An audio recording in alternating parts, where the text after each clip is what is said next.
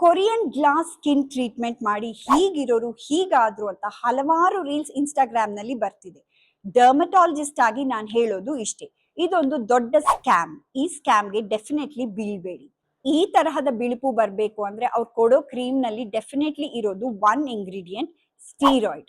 Steroid ಹಚ್ಚಿ skin ಬೆಳ್ಳಗಾಗೋದು ಸ್ಟೀರಾಯ್ಡಿನ ಒಳ್ಳೆ ಗುಣ ಅಲ್ಲ, ಅದ್ರದ್ದು ಸೈಡ್ ಎಫೆಕ್ಟ್. ಸ್ಟೀರಾಯ್ಡ್ ನಾವು ತುಂಬಾ ದಿನ ಹಚ್ಚಿದ್ರೆ ನಮ್ ಚರ್ಮ ತೆಳ್ಳಗಾಗಕ್ ಶುರುವಾಗತ್ತೆ. ಅದನ್ನ ಸ್ಕಿನ್ ಏಟ್ರೋಫಿ ಅಂತ ಹೇಳ್ತೀವಿ.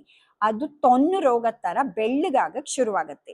ಹಾಗೆ ಕಂಟಿನ್ಯೂ ಮಾಡಿದ್ರೆ ಅಥವಾ ಸಡನ್ ಆಗಿ ಸ್ಟಾಪ್ ಮಾಡಿದ್ರೆ ನೀವು ಮುಂಚೆಗಿಂತ ಡಲ್ ಆಗ್ತೀರಾ, ಮೊಡವೆಗಳು ಜಾಸ್ತಿ ಆಗತ್ತೆ, ಮುಖದ ಮೇಲೆ ಕೂದಲು ಕೂಡ ಬೆಳೆಯಕ್ಕೆ ಶುರುವಾಗತ್ತೆ.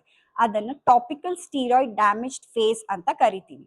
ಈ ತರ ಹಲವಾರು ಕೇಸಸ್ ಈಗ ಬರ್ತಾ ಇದೆ. ನೀವು ಯೂಸ್ ಮಾಡ್ತಾ ಇರೋ ಫೇರ್ನೆಸ್ ಕ್ರೀಮ್ ನಲ್ಲಿ ಸ್ಟೀರಾಯ್ಡ್ ಕಂಟೆಂಟ್ ಇದೆಯೋ ಇಲ್ವೋ ಅಂತ ಹೆಂಗ್ ಕಂಡು ಹಿಡಿಯೋದು ಅಂತ ನಾನು ನೆಕ್ಸ್ಟ್ ರೀಲ್ ನಲ್ಲಿ ಹೇಳ್ತೀನಿ. ಈ ರೀಲ್ ಅನ್ನ ಶೇರ್ ಮಾಡೋದು ಮರಿಬೇಡಿ. ಈ ತರಹದ ಸೈಂಟಿಫಿಕ್ ಸ್ಕಿನ್ ಅಂಡ್ ಹೇರ್ ಮಾಹಿತಿಗಾಗಿ ಫಾಲೋ ಅಂಡ್ ಸಬ್ಸ್ಕ್ರೈಬ್ ಮಾಡಿ.